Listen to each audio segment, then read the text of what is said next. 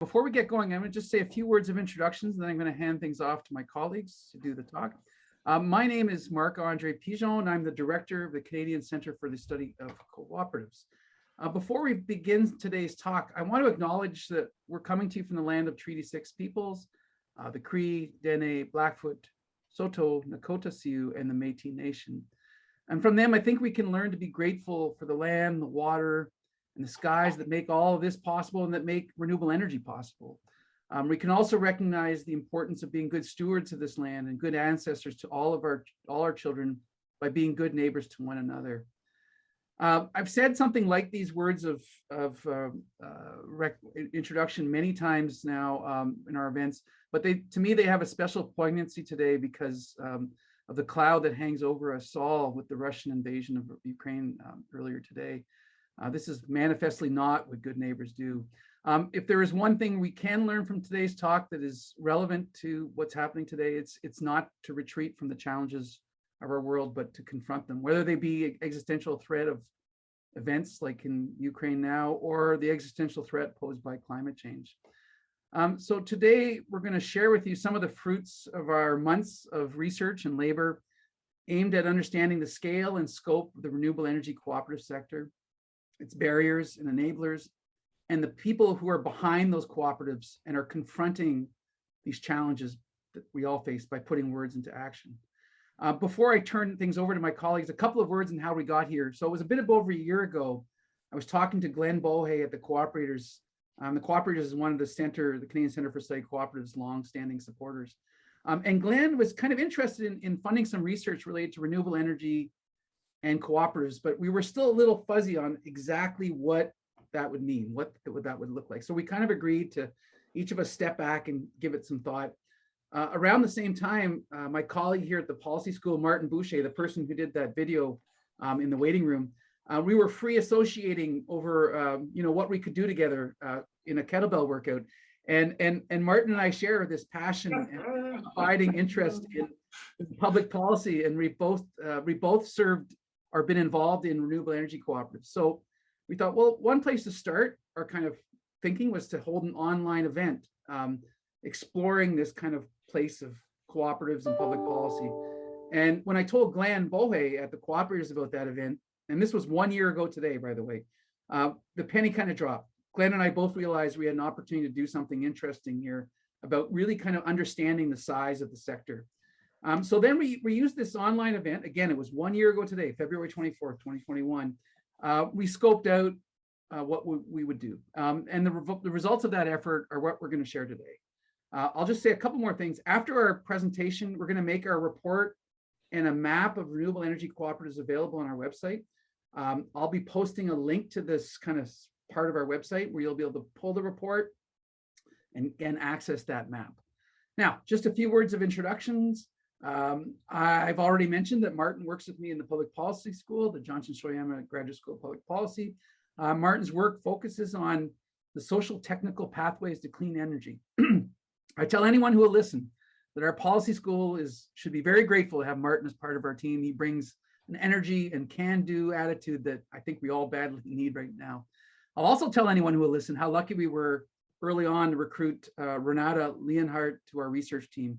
When Renata started with us, she was working on her master's degree from the Department of Geography and Planning, but she still managed to carry a nearly full-time load on this project. And I'm really happy that she's now kind of pursuing her research into renewable community energy, renewable energy cooperatives through her PhD at the University of Victoria. She's one to watch. So last but not least, I want to thank the cooperators and three people in particular. First, Glenn Bohe, who I understand is vacationing in Cuba today, but he was an early and, as I said, ongoing supporter right up until he retired in December. Next, I want to thank Shauna Peddle, who's on this call today, for picking up the ball from Glenn with so much enthusiasm, grace, support, and wisdom. In fact, it was Shauna's idea to coincide this event with the last year event, February 24th. And finally, I want to thank Chad Park, Vice President of Sustainability and Citizenship at the Cooperators, for his support at the highest level of that organization. I think in their actions, and they embody what a cooperative can do when it's true to its mission. So with no further ado, I'm going to pass things over to my colleague, Martin. Martin, I'm going to pull up the slide deck and turn things to you. Thank you so much. And I guess the lesson here is all good things come from kettlebell workouts. That's the unexpected lesson of all of this.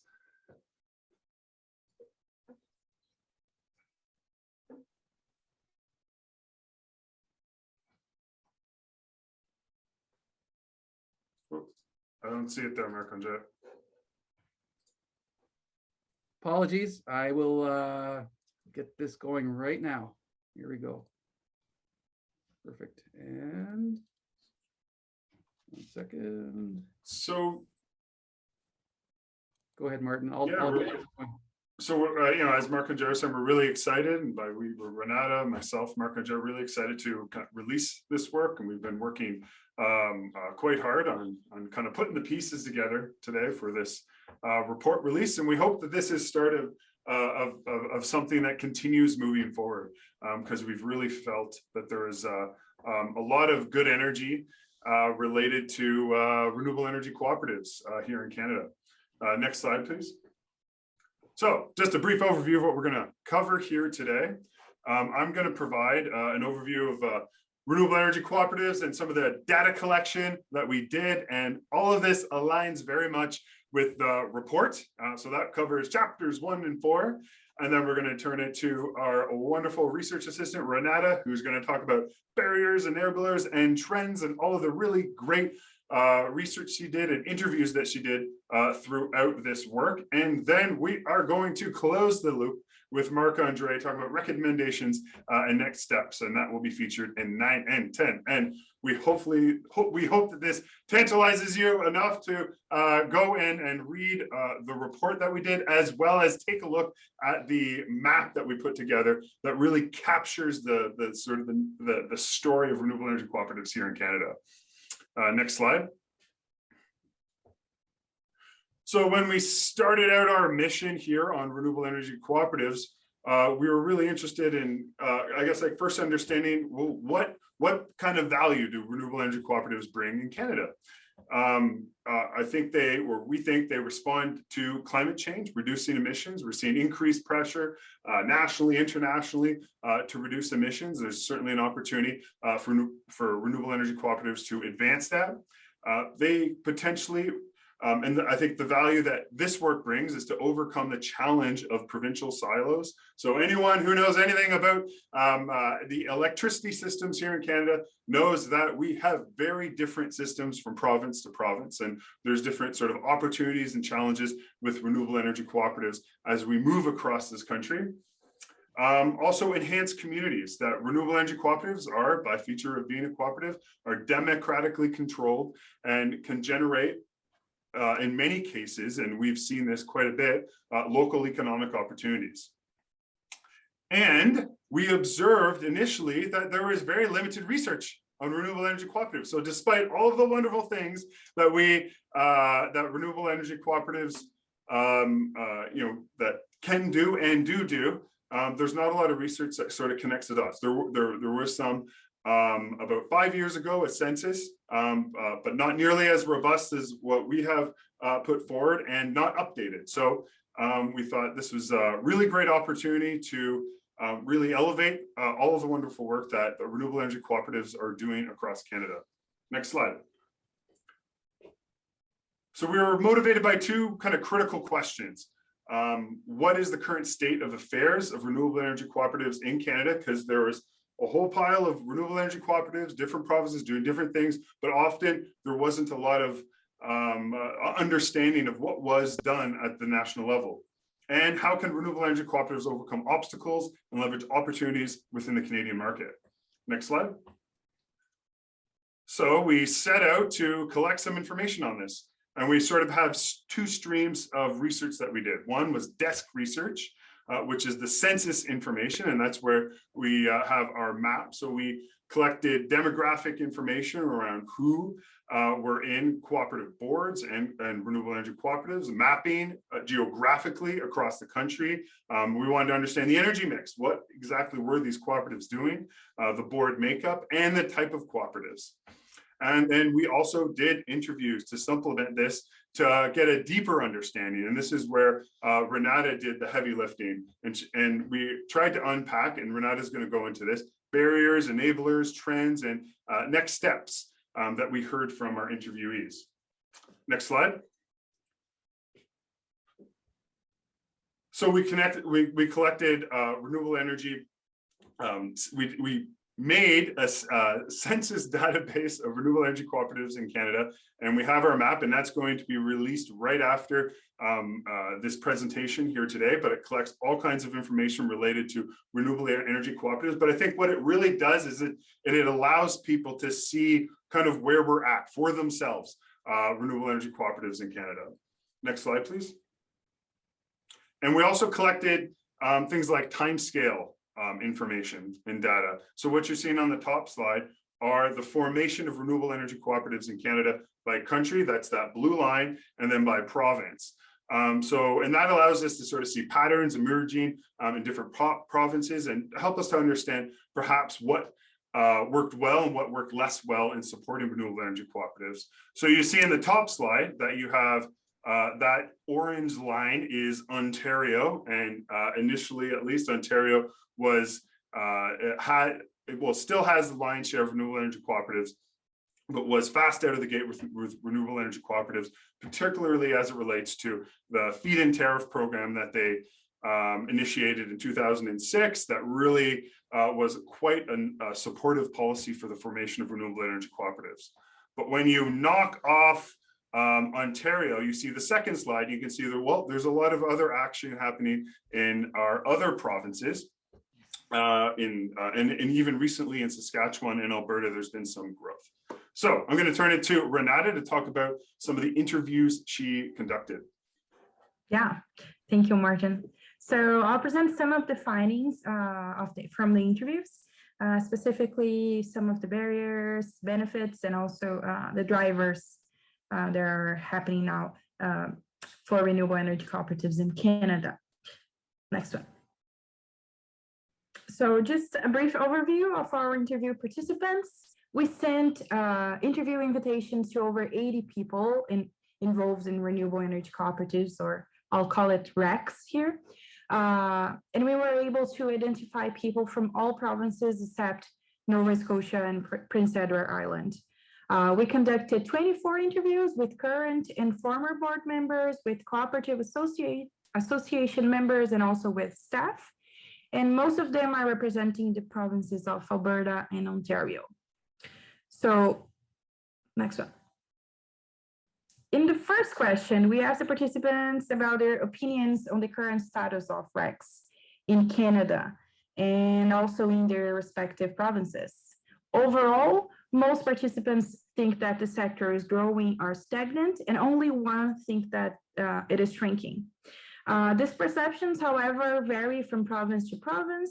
For example, all 6 participants from Alberta think that the sector is growing, but most participants from Ontario think that this is stagnant now. And the main reasons behind that and those differences in specifically those 2 provinces is that participants from Alberta said that they have more supportive regulations and received more financial support from the provincial government, while participants from Ontario say that the end of the feeding tariffs in 2018, since the end of the feeding tariffs, there is a lack of new opportunities for RECs. Next. But one of the most important things to develop RECs and create new RECs is having public interest and also policymakers' interest. So this was also a question that we made to our participants. We asked them about their perceptions of the interest of the public and the policymakers on developing renewable energy cooperatives. And as you can see in this graph, 95% of the participants that the general public is interested in RECs, but on the other hand, 88% believe that policymakers don't see a value in RECs. Next one. The participants also identify that several benefits that renewable energy cooperatives can offer. As you can see in this infographic here, it can offer social, economic, environmental, and also benefits. And all those benefits can be provided to communities, to the environment, and to the government. For example, communities benefit from financial returns and from opportunities to participate in energy transition. The environment benefited with more non-polluting generation of energy, and also implementation of projects that promote the reduction of energy consumption. And the government authorities also benefit through citizens more engaged with climate change and also with independent development of renewable energy projects that, of course, can help to achieve renewable generation targets and also GHG emissions reduction targets. Next one. However, there are also barriers hindering the development of RECs. In total, the participants identified 49 barriers, which were grouped into two major groups that separate internal and external barriers. Next one. The internal barriers were mostly related to the volunteer nature of co-ops and the problems in finding skilled volunteers to participate in the co-op board. For example, an important internal economic barrier are the costs of hiring specialists. And that is specifically the case of paying accountants and lawyers to help with offering statements or even project planning. An example of an operational barrier is the volunteer burnout. Sometimes members of the cooperative board have part-time or full-time jobs and end up having to work a large amount of hours for their RECs as well. Next one. For the external barriers, those were mainly related to regulatory and political issues, such as the lack of long-term strategies or limited support received from federal and provincial governments. But participants also identified some economic, social, and technical issues, such as the high costs related to transmission and distribution, the poor grid infrastructure available, and also a lack of public awareness about what are renewable energy cooperatives. Next one. So despite the barriers identified, several renewable energy cooperatives were successful while developing projects. And we must acknowledge that. So the interviewees identified 9 drivers of this success. They identified economic drivers such as internal capital raising, government funding, loans from credit unions, and also having the option to invest in a renewable energy cooperative using a tax saving account. And they also identified policy drivers such as the small scale regulations in Alberta, the previous feeding tariffs of Ontario, and net metering in Saskatchewan. And among important operational drivers, they said that it was important to have people with expertise on the board and also to have dedicated staff. Next one. And what about the future, right? We asked the participants about the future of RECs over the next 5 years. So they were asked about the possible future, a probable future, and a preferred future. The preferred future is the most optimistic one. Participants said that in a preferred future, they would like to see changes in policy and legislation, and also more government support and public engagement. Participants would like to see the RECs working as utilities and being the key to support electricity generation in rural areas of Canada. The possible future is not as optimistic as the preferred future. Participants think that it's possible that in the future we will see more government support and public engagement. However, they say that changes in policies or legislation depends more on who is in power and their interests. And when talking about a probable future, that is basically what is most likely to happen over the next 5 years, participants said that there are low chances of occurring policy or regulatory changes, and they don't see an increase in government engagement or support. However, as well as in the preferred and possible futures, it is probable that we will see more public participation in the next 5 years. So that's the end of the results from the interviews. I'll pass it through Marc-André.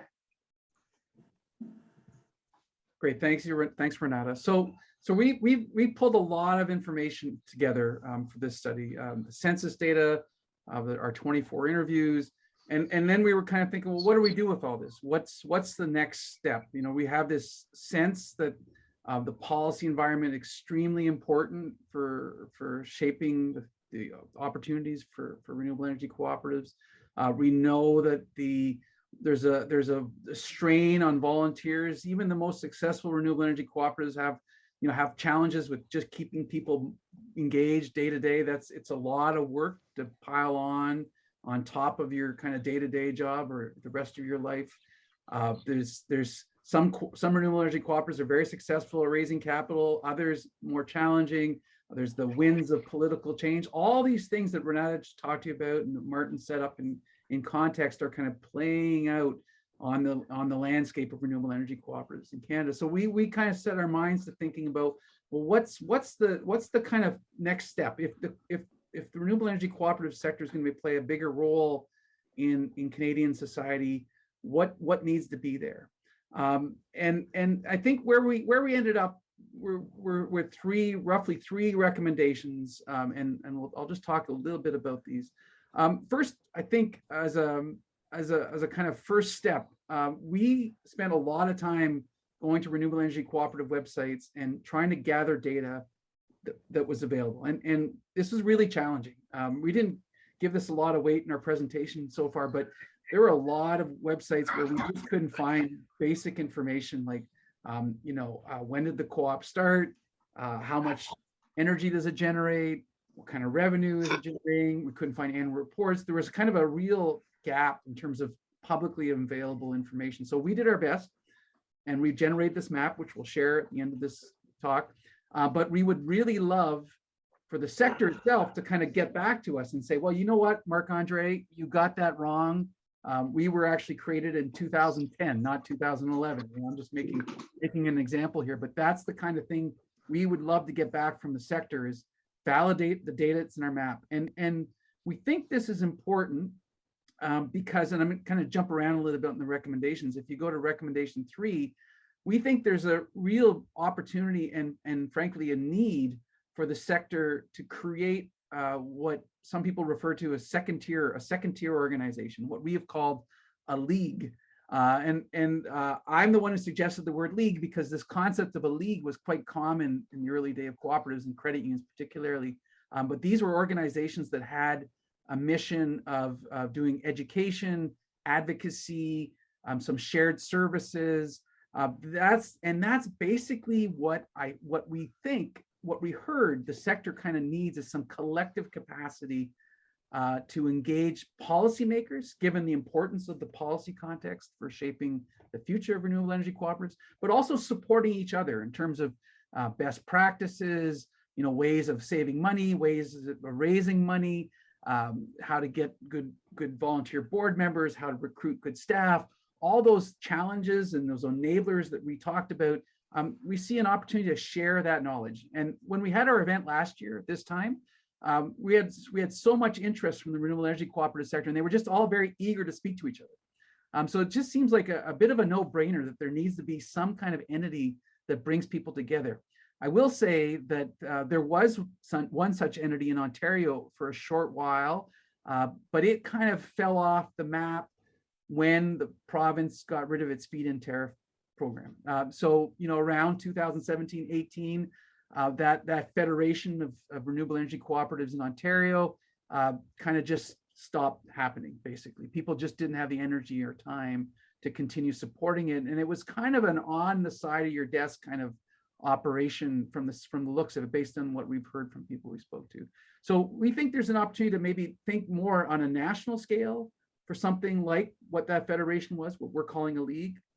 And to do that, to motivate the creation of a league, you need a good data. That's why I'm insisting on point 1 here in terms of validating the data. If you're going to fund a second tier organization, you need to fund it on some basis. Typically, these organizations are funded based on member count or revenue or some notion of capacity and scale, right? So think of it as almost like a progressive income taxation policy. You kind of pull a little more from those who have a little more, to support this second tier entity. So that's why, validating the data in our map is so important, because if you want to do anything collective, it will become the basis of that collective action. And then just as an intermediary step, so this is item 2, we think that you can't create a league just by sitting around on a Zoom call, right? That's not going to happen. There has to be relationships that develop from face-to-face interactions. And that's why we're suggesting that the sector, our center, others can consider supporting an event where there could be some planning and some discussion around creating this kind of league. Again, data is going to be essential. In-person relationship building is essential. And then from that, you have the potential to create this second tier organization. And this kind of recommendation is informed by what we know about the rest of the cooperative sector, where I'd say most cooperatives that are successful have done something like this. Their ability to scale up and take up place in the market, to fill market gaps or to take up space in the market generally, hinges on that ability to work collectively and get the economies of scale needed to stay in the game and grow. So this is for us anyway. We think this is an important recommendation, but of course, part of the reason we're here today is to get your feedback and to learn about whether this makes sense or not. All this is laid out in more detail in our report. So I'm just going to go to one more slide here to kind of give you a sense of what we're thinking. So in terms of timing and going forward, today we're releasing the report. That's going to happen right after this talk. I hope there's an opportunity to kind of validate the data. As Martin said, we drew on an earlier census, what we're calling a census anyway, from 2015. And we had a real devil of a time trying to validate the data from that earlier effort, bringing it up to date. A lot of renewable energy cooperatives disappeared between then and now. So there was just a tremendous effort of tracking and trying to figure out what was going on. If we can keep this database alive, it'll just make it so much easier for others to do research, for the sector to come together, for policymakers to know who they're dealing with, what they're dealing with. It's a really essential input into anything that happens going forward. So Martin and I and Renata have been toying with this idea of applying for a connections grant. I think there was one deadline in May and another one in July. Martin was going for the May. I pushed it to July, Martin, because I just want to make sure we have some time to get ourselves organized. But the federal government offers these grants that will support these kinds of events. And so we're thinking or considering an application, but to do that, we typically would be looking for outside support as well. So there's a kind of a matching in-kind or otherwise support from the sector is well seen in these efforts. So that's something that we could consider. And then if we're successful or we obtain funding some other way with the sector, then there's an opportunity to have that gathering either fall, probably late fall or winter of 2023. So that is the conclusion of our presentation. This is where we want to leave it. We're right on time. Now we're going to open it up to questions, and I'm going to stop sharing the screen. If you have a question, please raise your hand or post it in chat. Martin and Renata and I will be monitoring the chat and as well as the hand raises. So we have a fair bit of time. We have an extra hour if we need it. If we don't, we won't go that long. But please put your questions in the chat or raise your hand and we'll get you to unmute yourself and ask your question. So over to the audience now.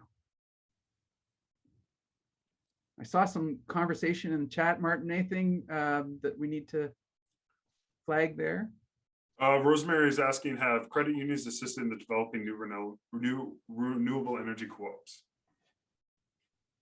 So Renata, do you want to field that first step and then I can jump in after too? Yeah. So what I've heard from the interviews is that credit unions usually participate in providing lower loans.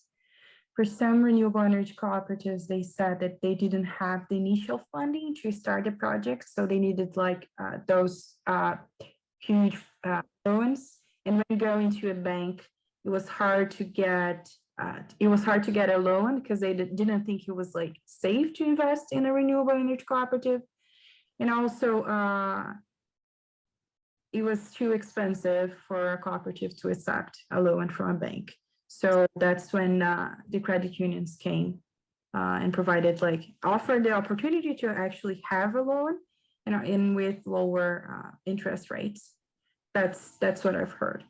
Yeah, I think if I can speak more generally, because Renata had a lot of those conversations just based on my experience in the cooperative sector, I'd say that, you know, the receptiveness of the credit unions to lending to renewable energy cooperatives will vary on a case-by-case basis.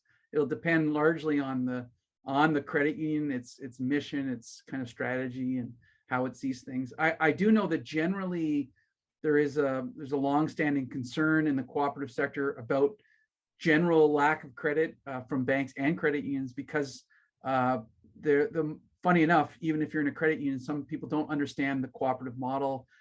They don't have too much confidence in it. It seems like a risky proposition. So there's always a challenge in terms of credit from that perspective too. So do we have any more questions, Martin? I saw you addressed one question on Shirk, and you put a link into the chat, which is great. Do you want to add to that just a little bit, Martin, maybe just in words? Yeah, so yeah, I shared a link, as Marc-André mentioned, about what we mean by a connection grant. So it's federal funding in the magnitude of $7,000 to $25,000 for connection activities. So that's bringing us academics together with folks in this case would be the renewable energy sector, and to sort of support things like travel, accommodations, and various event costs. Yeah, that's right, Martin. And just to illustrate, so our center worked with the Alberta Community Co-op Association and the BC Co-op Association to get a connections grant to support research or an event around agricultural data and cooperatives. So that event's going to be happening in March, for example. So we got $25,000 to support that event, and got some contributions from partners like Van City, BCCA, ACCA, and so on. So, that's kind of the opportunity that sits before us. And somebody has a note here about the provincial cooperative associations. That would be a place to look. In fact, I'll just note that the Alberta Cooperative Association, Alberta Community and Cooperative Association, ACCA, Paul Sabai, his group there, they've recently gotten a lot of funding for community kind of this research that is not or activities that are related to what we're talking about today. So there is an opportunity to kind of have that conversation and see where that might go. I saw a hand raised earlier. I don't know who that was, but if you want to unmute yourself and ask away, be welcome to hear from you. It was me, and you just said what I was going to say, because I know both Alberta cooperatives and BC cooperatives have decided to partner, and they were, like you had said, they have done several Zoom meetings on different topics. So I can see them being totally supportive. And also Service Credit Union had got us all together in a room with solar developers and solar cooperatives. And that was back in 2019 or 18 even. Anyway, amazing event. Anyway, so something else like that would build, like you're saying, more of a federation, or whatever you called it. A league. I realize it's a bit of an old-fashioned term, but that's kind of neat too. It's kind of neat. It reminds me of a superhero league or something. Gives you some energy. So thanks, Wanda, for jumping in. Yes, and the ACCA, that's the Alberta Community Cooperative Association. I understand they recently had some success with Prairie Can, which is the Western Economic Development Agency, to support community-owned cooperatives. So this fits right into that bucket. So we're going to be chatting with them. But again, we'll need more support across the sector, not just from one organization. I see Murray has a question here, and I might direct this to Martin and Renata, as they know more about this than I do. But Murray says, you talked a lot about the lack of interest in renewable energy cooperatives by policymakers. Does this lack of interest extend to renewable energy generally, or is it specific to renewable energy cooperatives? So I don't know, Martin, do you want to start, and then Renata, you can jump in, or the other way around? Sure. Yeah, I can speak from my experience in Saskatchewan, sort of seeing both sides. So I'd say, the interest generally for renewable energy is increasing quite a bit, like just since I started my dissertation about 6 years ago and finished it about a year ago, and I had just seen it was renewable energy was something that was sort of seen as offside to something that's really kind of elevated quite a bit here in the province. But with renewable energy cooperatives, I think there's still a lot of uncertainty about how it kind of fits in. I think right now with the speed of the energy transition that we're sort of needing and seeing, it's, you want to do a big wind farm, a big solar farm, and things like that. So I think there's more barriers that exist for renewable energy cooperatives than cooperatives generally. Anything to add? Renata, do you want to add anything? Yeah, from our research perspective specifically, we asked them about the interest in renewable energy cooperatives. So 88% of non-interest is related to renewable energy cooperatives. It's not, and not to renewable energy overall. Just clarifying that. I can add something. We have a case study in the report of a cooperative that was created by a group of farmers in the Lac Saint-Jean area of Quebec. And they got going on this project when there was a public tender from Hydro-Quebec in 2005. And here we are in 2022, and their windmills are finally getting built. Okay, so this is, 17 years of labor to get their cooperative off the ground. And so there's the policy, what they said to us in that conversation, and this was me in particular, they said that where Hydro-Quebec and policymakers are engaged with renewable energy, they want scale. They generally prefer big operations than small operations. So that's part of the challenge that I think cooperatives face. And so, that's just it, because they want to move fast, they want to move big. They generally give preference to those larger organizations. And so that doesn't really lend itself well to community-based renewable energy cooperatives. And then I can just speak more generally, I think, and Murray probably knows this as well as I do, but the policymaking communities generally has a poor understanding of cooperatives. And so there's that additional challenge there as well. Just sort of, one last point with like the securities commissions in various provinces. Yes. That's a whole Pandora's box, and it gets complex real fast. And building on what Marc-André was saying, there is sort of some uncertainty or lack of knowledge of what that looks like in terms of how a cooperative fits into the model that securities commissions have. Yes, that's something else that the Alberta, I know in Alberta, the ACCA has been very active on that whole securities dimension. And as far as I know, and if Paul were here, he could give us more, but Paul from ACCA in Alberta, but that is one of the most friendly jurisdictions in the country for raising capital through a cooperative means. The disclosure, I mean, this sounds bad when I say it this way, but the disclosure requirements are minimal, which means you don't have to hire a lot of expensive lawyers to write a prospectus statement or a disclosure document. You can kind of go out there pretty quickly and raise money pretty efficiently if you have the right networks and you say the right things. So that's something to note. We have a question here from Fabian. Is a new investment model from normal people, not banks, possible to support the clean energy movement without losing cooperative values? Renata or Martin? Renata, I remember you and I and Martin, we talked a lot about this.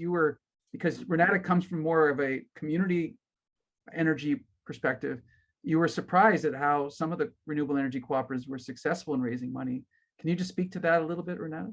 Yeah, sure. So when you read and when you see projects that are from community energy, and community energy is not only cooperatives.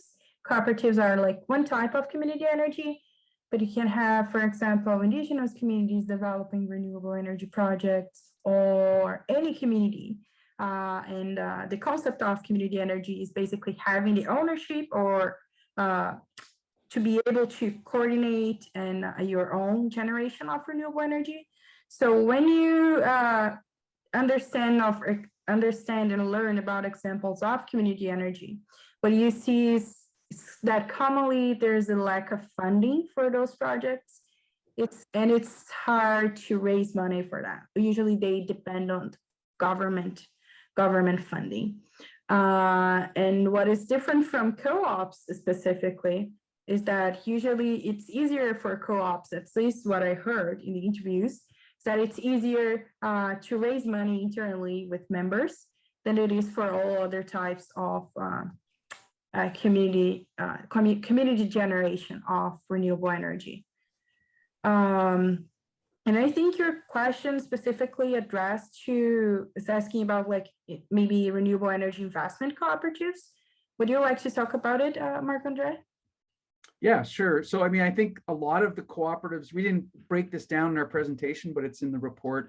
I can't remember the precise share, but a fair number of the cooperatives, the renewable energy cooperatives we talked to, we would classify as investment cooperatives in the sense that the members, they have a share, they have ownership control and all the rest, but they don't benefit directly from the services of the cooperative. In other words, they're not getting their electricity supplied by the cooperative. What they get is a return on an investment. So they might put up $5,000, $10,000, and then there'll be a few hundred other people that put $5,000 or $10,000, and then suddenly the cooperative has $1 million or $2 million that they can go and use to invest in panels, wind turbines, whatever, geothermal, and then the energy that's generated from those investments are sold into the grid, generates a return, and then part of that return gets paid back to the member owners, the people who put the money up in the beginning. Just one last note, you can be a member of these investment co-ops without actually putting any substantial money. They'll often sell you a share for like $100, for example. And then if you want to invest in those projects, you have to put up bigger money, $1,000, $5,000, $10,000. But you can just be a member, have voting rights without actually getting into the investment part of things. So those cooperatives have been, some of them are very successful. And a lot of that success, and people can correct me if they disagree, I'd love to hear it. But a lot of that success early on anyway was attributable to the Feedin tariff, which offered kind of guaranteed prices over a 20-year contract. So that made it, feasible for these investment co-ops to say, put in $10,000, we're going to collectively raise whatever, $1 million, we'll invest in this, we'll sign an agreement to sell the energy, and then we can kind of pretty much offer you a reasonably well guaranteed return over that lifespan, that 20 years. So that really helped mobilize a lot of capital. But the other interesting thing is that, when you start thinking about this model, there is so much money. We used to talk about this all the time in the credit union sector. There's a lot of people with a lot of money that would like to support local projects, but they don't have easy opportunities. So this investment co-op and renewable energy cooperatives offers some opportunity. It's just to get all the pieces right so that it actually makes sense. And quite often people will invest in these things. I'm an investor, for example, in Ottawa Renewable Energy Cooperative. I don't expect an 8%, 10% return on that investment. I might expect a 3% return, 4%, but I'm happy to do that because it's supporting the community. And so you just need to give people something. It doesn't need to be, market beating returns because people do want to invest in their community. So there is an opportunity, I think, Fabian, to invest locally, but you need the policy pieces in the right place to work. Martin, is there anything you want to add, or we can just move on? No, that's you and Renata did a great job. There's a lot of comments here, Martin. Can you? I know a lot of. There's a side conversation on Muskrat Falls. I don't know if you can direct us, Martin, because I was just talking, so I wasn't paying attention. Yeah, Eric had a few comments and a question around the interviewees. Eric, do you care to just unmute and share a little bit? Sure. Thanks a lot. Great presentation, guys, and Renata. I'm wondering, the part of the value of these webinars is making connections with people, and you folks have done some really good research, and I'm wondering if you would be able to make available the names and contact information for those that you've interviewed and those that are on this call, so that those of us who are engaged in the renewable energy sector and cooperative sector in Canada can reach out to those people who aren't already involved. It's a great question, Eric. And I can take a crack at this. One of the one of the constraints of living in the modern era is there are rules around sharing content, like legal rules. But if people voluntarily say, you know, if they send, like if you say, I'm going to send you, if you sent me an email or a text and said, I'd like, you know, I'm happy with my email being shared, my name being shared, then I can do that, right? But I can't, unless I explicitly ask somebody or they give me permission to share, we cannot do that. We also have an ethics process that we went through for the interviews that we have to respect.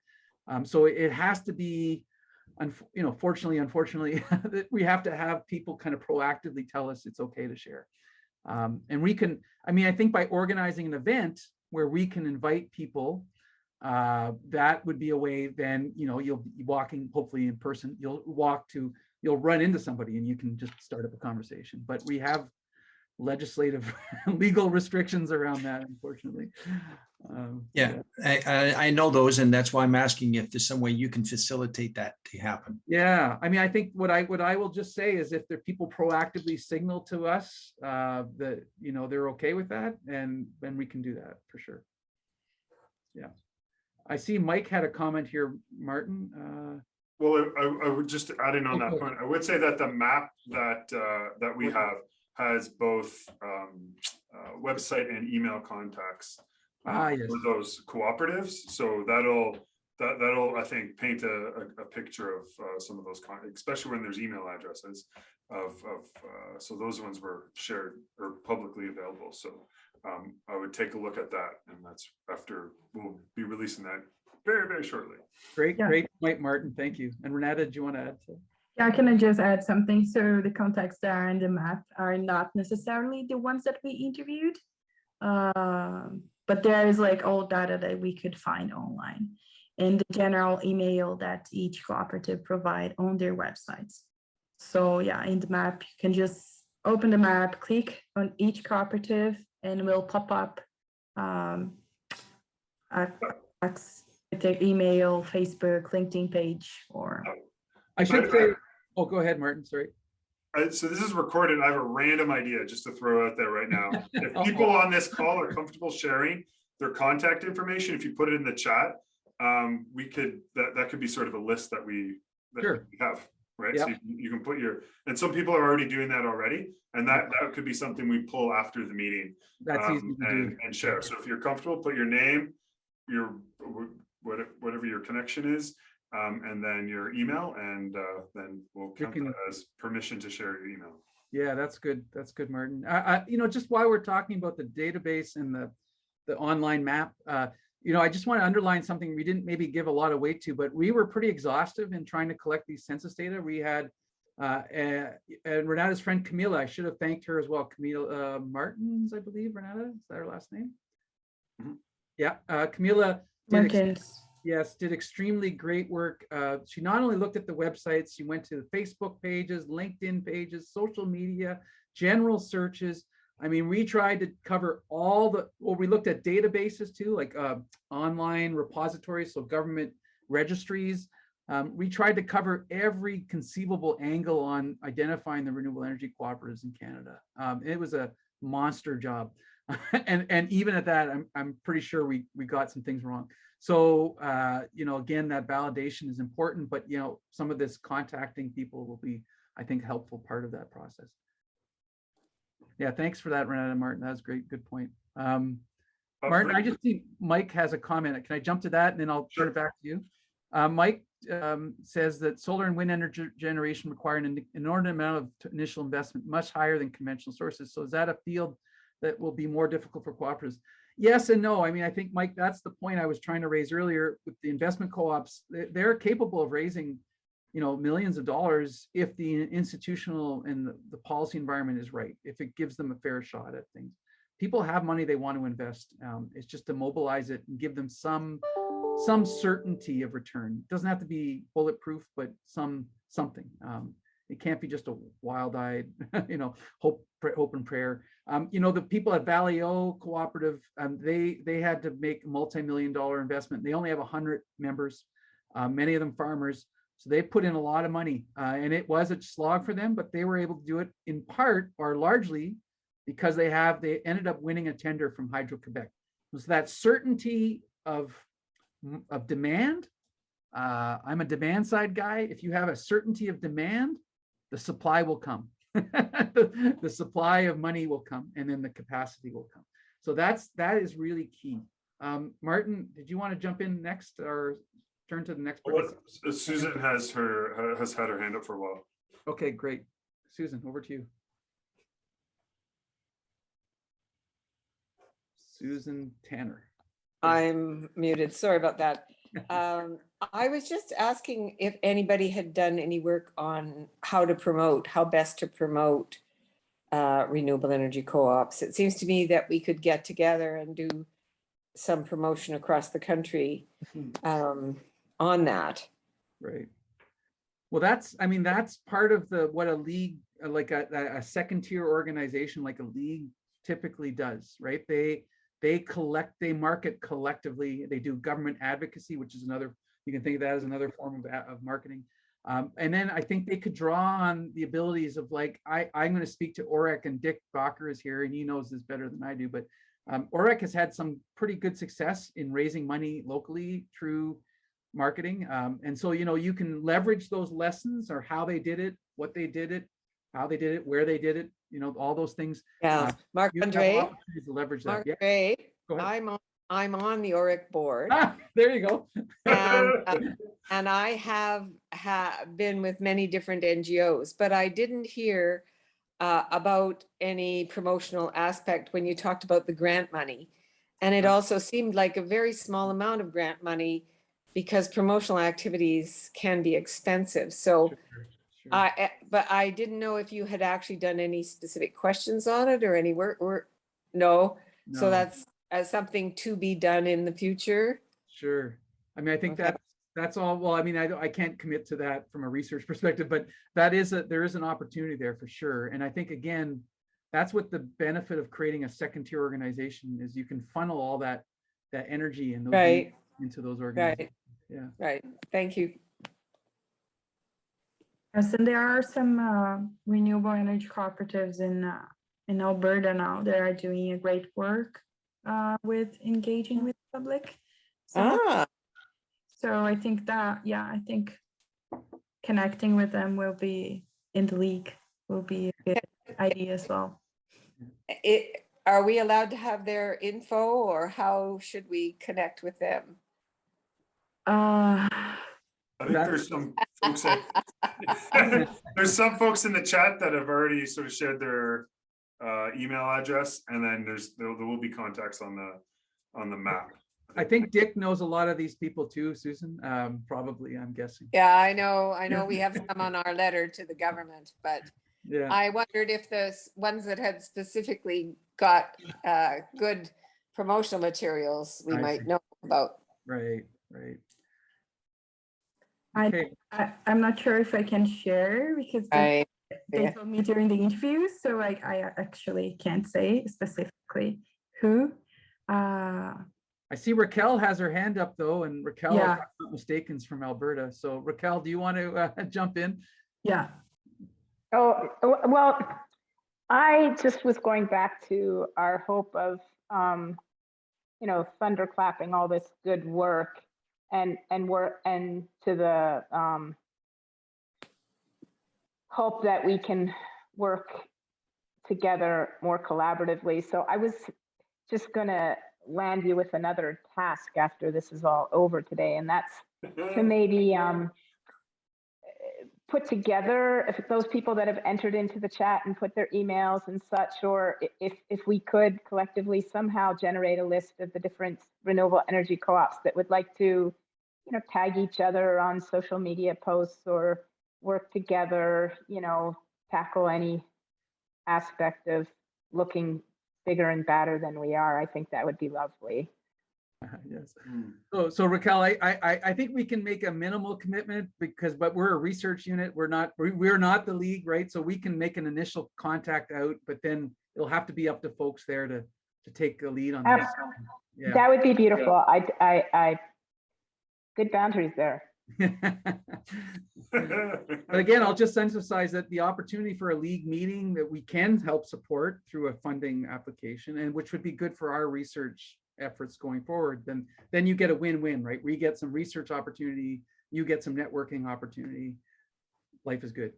So that's for us the easier way to sell our involvement, and we need funding too, of course, to support all that ongoing work.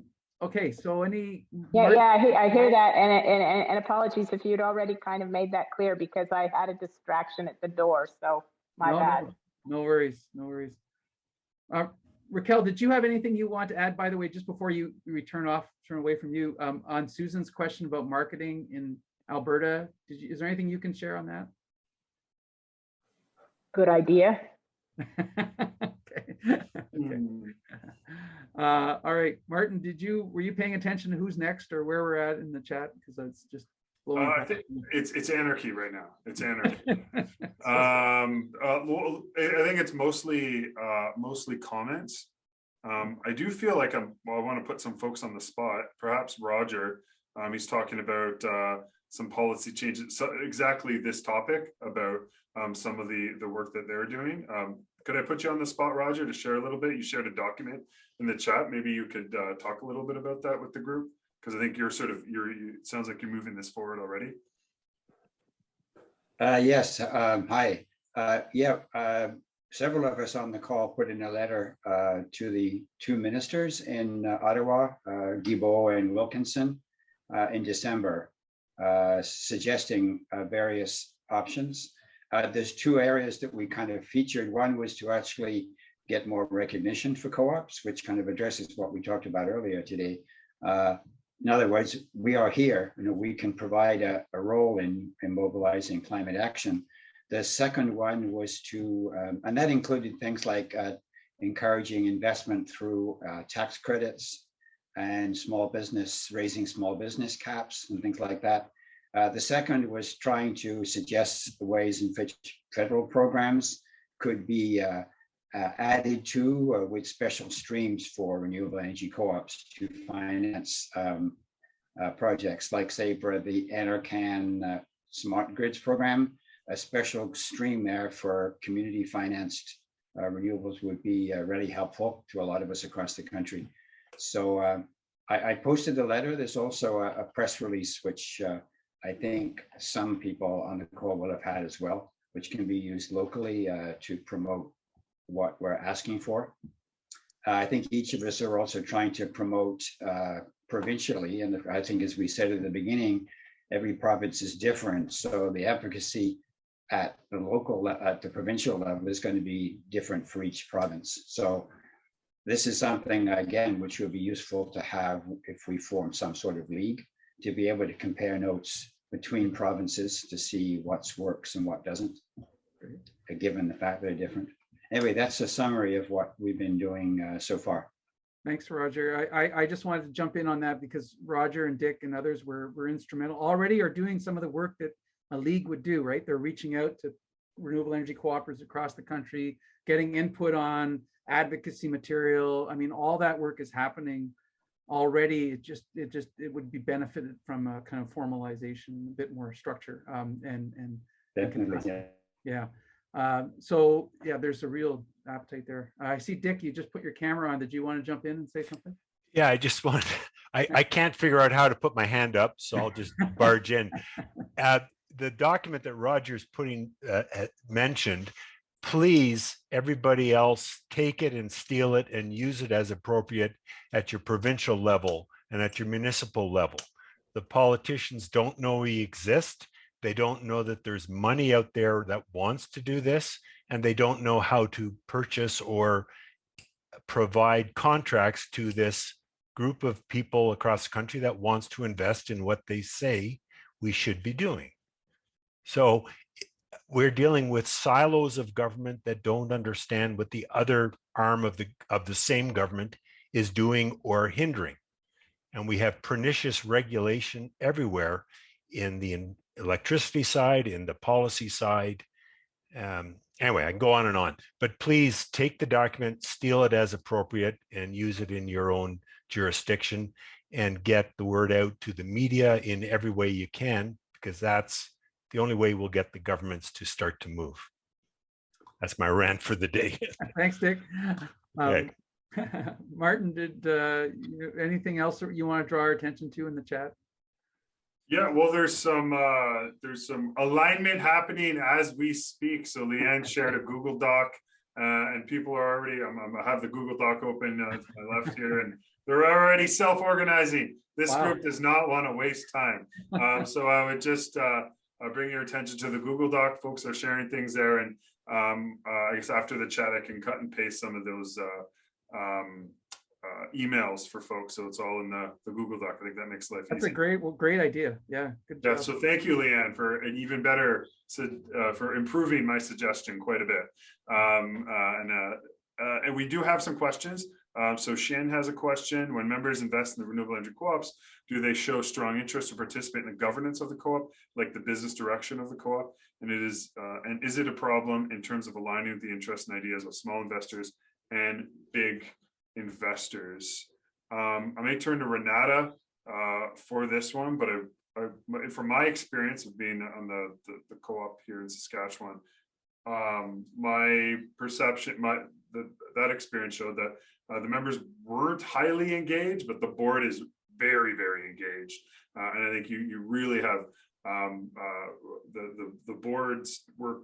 I think that's a pattern you see throughout. Boards work tremendously hard to make this thing happen. That's essentially the backbone of renewable energy cooperatives. But I don't know if there's a pattern of how engaged members in general are. I know my experience here in Saskatchewan showed that they weren't very engaged, but it might be different in other places. Renata, do you have anything to add? Really, we didn't identify any patterns such as that this one, and in our interviews. Yes, I can't say much about it.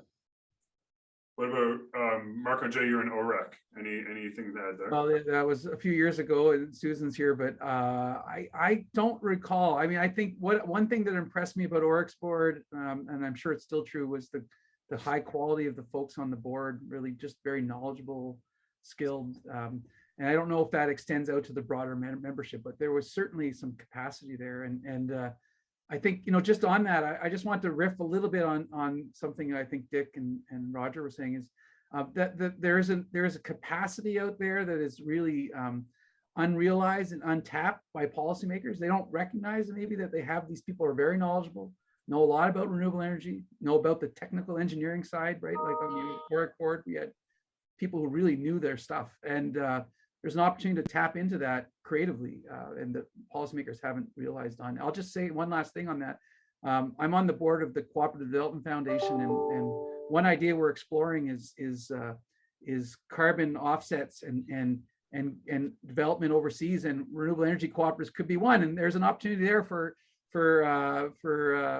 local people here in Canada to bring some of that knowledge overseas and help people with the energy production there. And that's happening through Global Affairs. When Dick was talking about silos, you've got this silo over here at Global Affairs that's doing all this work overseas, willing to invest in renewable energy cooperatives in Ghana, but not, but there's no similar effort here in Canada. It's really strange.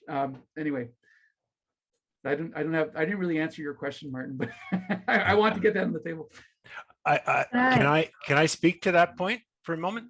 Just briefly, yeah, Dick. Okay, yeah. So when we had lots of projects in the FIT program, we had much more engagement from our members. Yeah. The last 3 years, the whole system in Ontario, has been turned upside down because the Feedin tariff program ended and the new government froze all purchases of energy. So as that changes, we will re-engage with our members, and there's lots of people in the area that want to be participating. So, yeah, thanks, Dick. Anything next, Martin, on the? Yeah, we have a couple questions from Karen and some comments. But Karen, do you perhaps care to unmute and share your questions? Sure. Hi, Marc-André and the rest of the Oh, gang. hey, Karen. Hey, I know there's a lot of just names and not faces up on the screen.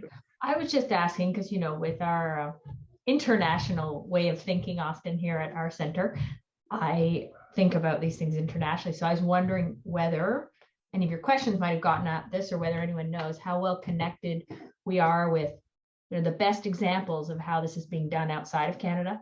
And I flagged one example where, for example, then the multi-stakeholder solar network that's really grown in the US out of Namaste Solar, starting it in Boulder, Colorado, but showing the potential to grow things to be national, which I guess is what I feel is part of that need here, where we see a lot that's done very locally, and then certain areas like here in Nova Scotia, where there's very little going on, and how do we create more everywhere, and what role might, as you flagged, the league, but other initiatives to connect dots and grow things more nationally. So it was a bit of a multi-pronged comment and question about, whether anyone in this network that probably knows more and is more deeply embedded in the renewable energy co-op piece of our ecosystem than I am, feels that anyone's holding that in terms of the connections and knowledge outside of Canada of best practice and models that we can learn from.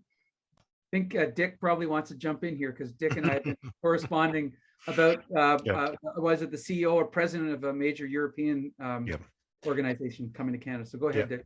Yeah, so Dirk Vincentian, who is president of the of EcoPower in Belgium, he was one of the founders 30 years ago. They now have 65,000 members and I think 75 million euros of assets operating. He is now president of Renewable Energy Sources Co-op, which is a consortium or league of 1,900 renewable energy co-ops in Europe, across Europe, and 1.25 million members. So he spends most of his time now lobbying the EU government,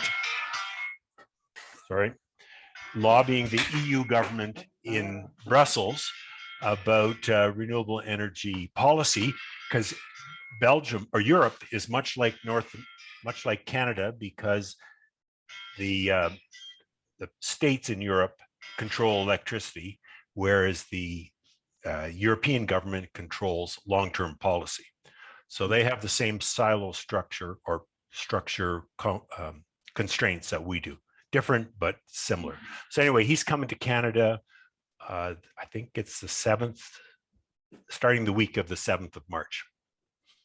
He's a good friend of one of the former board members of OREC. So beyond that, I don't know, Karen. I don't know. I don't know of any relationships down to the States personally, but others may. There is an organization in the States called Roger. Is Roger still on the line? I've got a senior moment. I can't think of the name. Institute for Local Self-Reliance and Local Energy Rules. It's a podcast, and it's all about community ownership of renewable energy. So it's not exactly co-ops, but it's co-ops and other forms of community ownership. So Local Rules is the podcast, and Institute for Local Self-Reliance is the organization. They've used what they call community solar down in, for example, in the state of Minnesota, there is 900 megawatts of community solar and just in one state. And this is the kind of thing that we could have here if we had more virtual net metering. Alberta is really the only province where this kind of thing can be done now because of the Nova Scotia. The restrictions in the regulatory restrictions that exist in other provinces. But I just think, as Dick says, it just shows you what potential is there if it can be unleashed. See, Martin's posted a link there. Thanks, Martin. Oh, thanks Dick for the recommendation. Renata, it sounded like you had something to add. No, I just wanted to say that people are generally aware of what is happening outside Canada, because one of the questions that we asked was about models, and I've heard several people mentioning examples in the US, in Hawaii, in Europe, which is like the classic one, which is the most famous common one. But I heard lots of people saying that there are good examples in the US that we could follow. But unfortunately, I didn't hear much about like doing those connections. So I think that's something we should work on. Okay. Anything else, Martin, in the chat? I just scrolled through. I think I want to put Renata on the spot. So Okay. for warning, Renata, there is some discussion on the chat with the Muskrat Falls and major hydro projects in BC. You interviewed some folks in these places. And I guess there's a sense that the provinces with major energy infrastructure, particularly electricity infrastructure, are perhaps less, there's less opportunity for renewable energy cooperatives. Well, what did you hear from these places, Renata? Yeah, I can talk a little bit about this and how this related also to my master's, which I worked in my master's with community energy as well, not only cooperatives. And what we see is where we have like this centralized structure of generating renewable energy projects and have, those large projects, it's really harder to have community energy.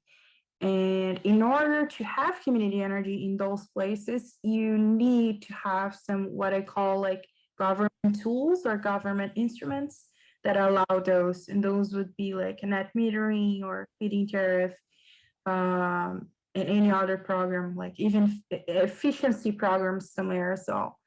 So in the case of the Muskrat Falls, I've heard a lot about it. I don't know if someone would like to jump in, but it's a major project that is going on now in Newfoundland. I don't think it's built already, but it's already, the expenses were way much higher than what was planned.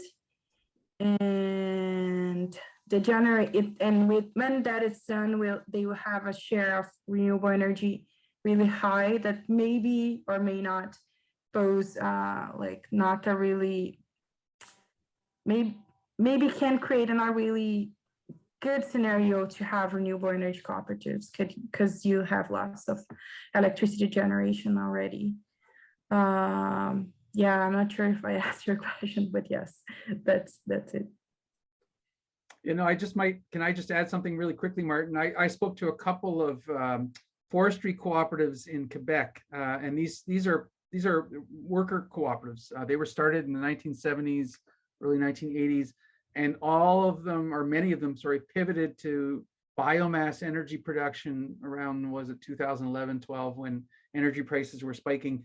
And the two folks I spoke to both lamented the Hydro-Quebecs. they had a really great dislike for Hydro-Quebec because it was generally very restrictive, and it generally felt like it had all the clean energy it could want. Why would it go supporting other forms of clean energy when it has all this hydropower?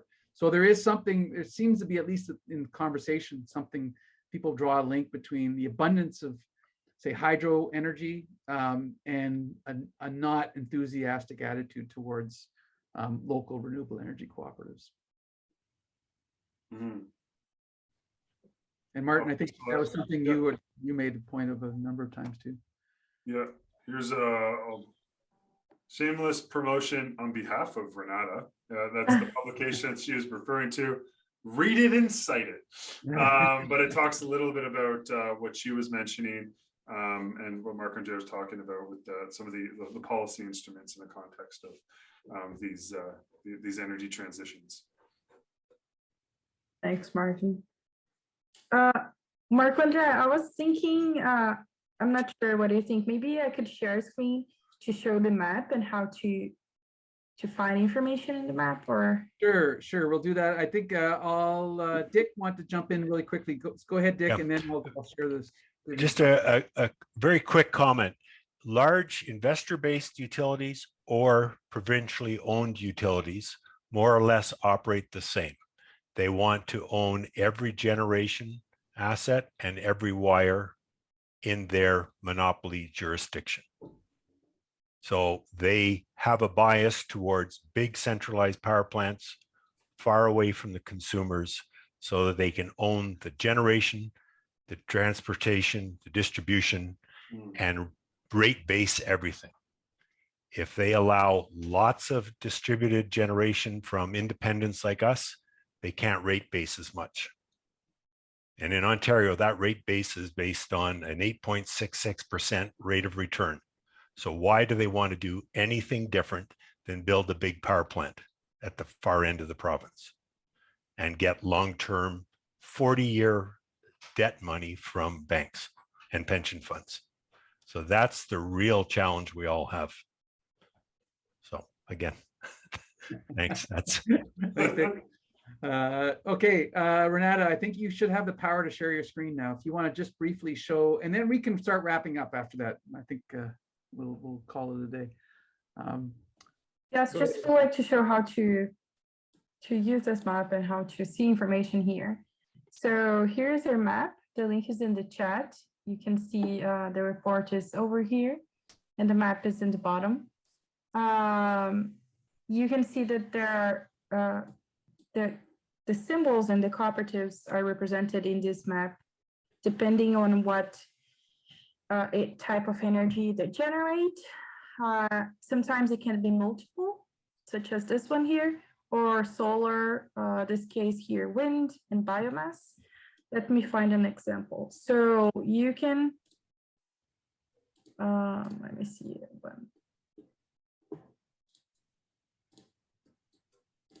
Where's the rec? Orek is up in Ottawa there, Renata. Oh, true. Yeah. Zoom in. Yeah, no, Nope, just there you go. multiple, yeah. OREC was classified as multiple because they generate not only solar. So if you click on their symbol, you will see the name of the cooperative, province, stated, the locations in their websites, Facebook and LinkedIn page. And also for some cases, we'll have a general email here as well. So if in this example here, if someone from OREC could provide a general email that we could add, please just send those data for us so we can update map. But almost everything is here. There's vision statement, founding date, and this you could find for most renewable energy cooperatives, such as RCS. We have here a general email, but they don't have a LinkedIn page. Well, please share those information with us. That would be great. Great, thanks, Renata. Okay, so I think we have a few minutes left, but I think is there one last burning question, Martin? Was there one theme that people really seem to really want to drill down on, or where are we at there? Because I think we can start wrapping up. I think we're good, but feel free to, if there's someone that wants to jump in with a comment or a lingering question, feel free to do so. I would point again to the, I'll share it again, the Google Doc. So if you haven't already, jump in on this Google Doc that Leanne has. And that could be the start of a wonderful collaboration of renewable energy cooperatives. But I think that's it, unless somebody wants to jump in. Okay, Martin, thank you. Thank you, everyone. We're gonna call it a day. We will be sharing the PowerPoint. We'll put a link to the PowerPoint document on our webpage, where you can also find the report and the map that Renata was just showing you. We have email addresses. We'll do an email out there or integrate it into the Google Doc that was shared. And stay tuned. Hopefully some of you can partner with us for this grant application and we can go forward. Have a great day, everyone.